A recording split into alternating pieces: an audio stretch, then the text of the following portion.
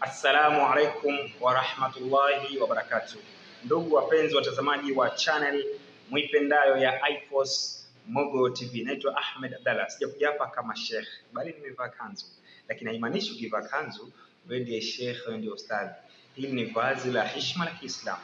Nimekuja hapa katika channel ya iForce Mogo TV kukumbushana mawili matatu kuhusiana na dini yetu ya Kiislamu, lakini pia kwa juza tu hivi karibuni tutakuwa na jambo letu. Lakini kabla sijafikia huko, niwaambie tu ama tukumbushane mawili matatu.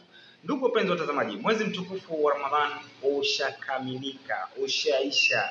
Tumeingia Eidul Fitri pia imeisha. Lakini je, baada ya Ramadhani ndio nini kitokee?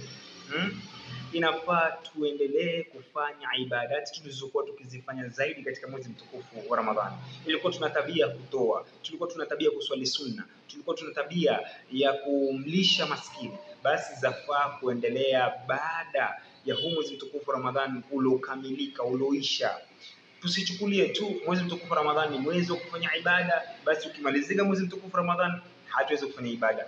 Wa'bud rabbaka hatta ya'tiyaka al-yaqin, mwabuduni Mola wenu mpaka mauti atakapowafikia, mpaka mtakapoondoka katika ulimwengu. Basi itakuwa nyinyi ndio mwisho sasa kuabudu. Maadamu uko hai, kuabudu wenye faradhi ni lazima, huna option, hakuna khiari ya kwamba basi mimi naweza kuabudu ama siwezi. Hakuna. Maadamu wewe ni Muislamu, kumwabudu Mwenyezi Mungu Subhanahu wa Ta'ala, kufanya awamiri lillahi kwa wewe ni lazima. Mpaka utakapokufa itakuwa sasa huwezi kutoa zaka, huwezi kufunga, huwezi kufanya zile ibadati zingine zote ambazo ulipokuwa hai ulikuwa ukizifanya. Kwa hivyo nikumbushana tu mile matatu, tuendelee kukithirisha kufanya ibadati hata tulizokuwa tukizifanya katika Ramadhani, lakini sasa hivi tuendelee kuzifanya sana na sana. Jambo lingine ni kukumbusha tu jambo letu, hivi karibuni tutazindua mchezo wa